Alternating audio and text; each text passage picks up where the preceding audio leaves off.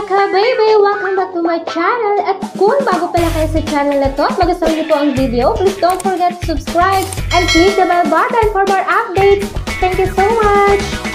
Happy 3rd year anniversary in heaven, cutie mahal. You're gone but never forgotten.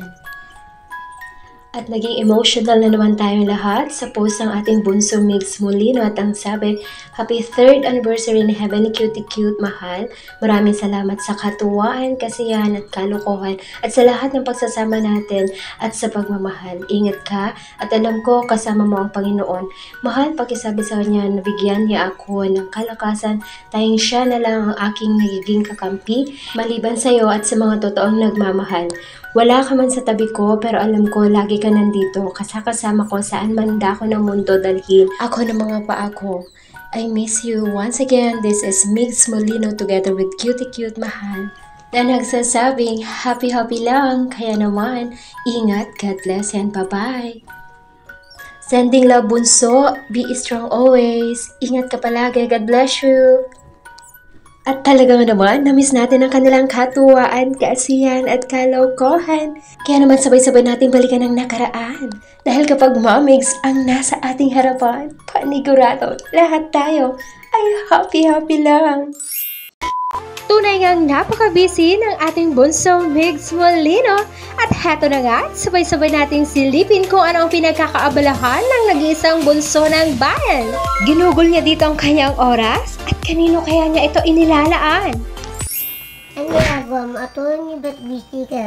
Cutie, mukhang ikaw naman atang pinipinta ng iyong attorney at alam naman na lahat, tuon pa man sa kanyang puso, ikaw ay nakapinta na eh. Gwapo mo, Attorney!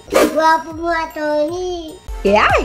Ang ganda ng banat mo dot, cutie. Ay, ganun palang dapat gawin kapag nagpapapansin eh. Akala ko kakanta ng kahit konting painting ang manggagaling sa'yo. Ay, nakanta na naman. Epekto ng gutom eh. Gutom ka lang eh, no?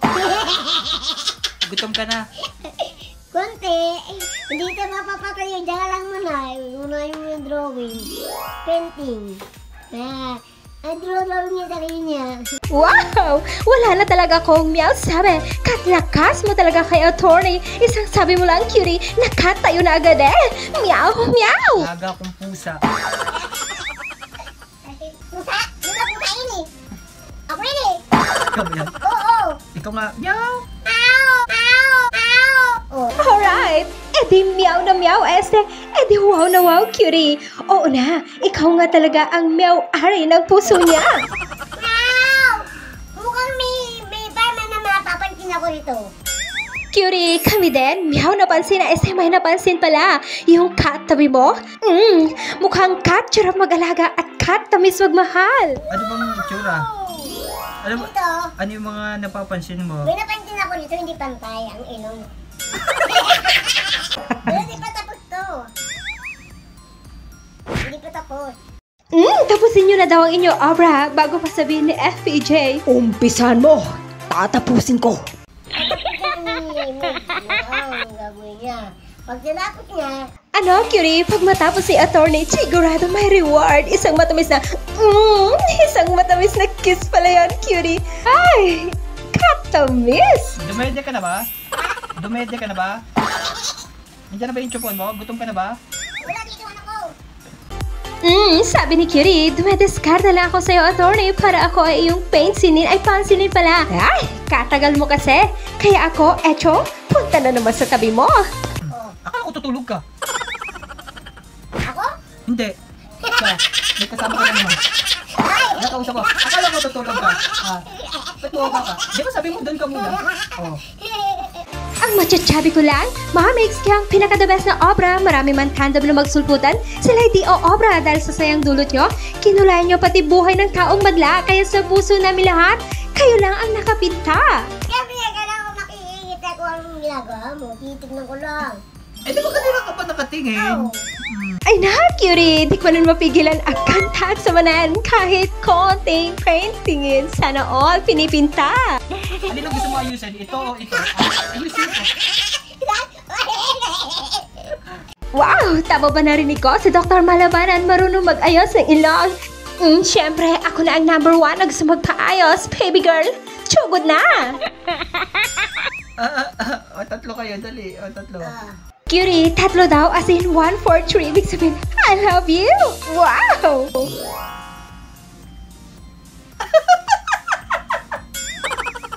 Ay na, Cutie, nag-paint task ka nga talaga. In Tagalog, ang ganda mo. Alam mo ba, kapag ipininta ka ng isang lalaki, ibig sabihin daw noon, mayroon siyang malalim na paintingin sa'yo. Ano ba gusto mo? Perfect? Oh yes, perfect. Perfect. Ay, Cutie, akala ko kung ano lang sinabi mo namali ata ako ng pandinig. Pero ang perfect talaga sa pandinig, eto, pakinggan natin. Ano ba sinig sa buhay mo? Mahal ko.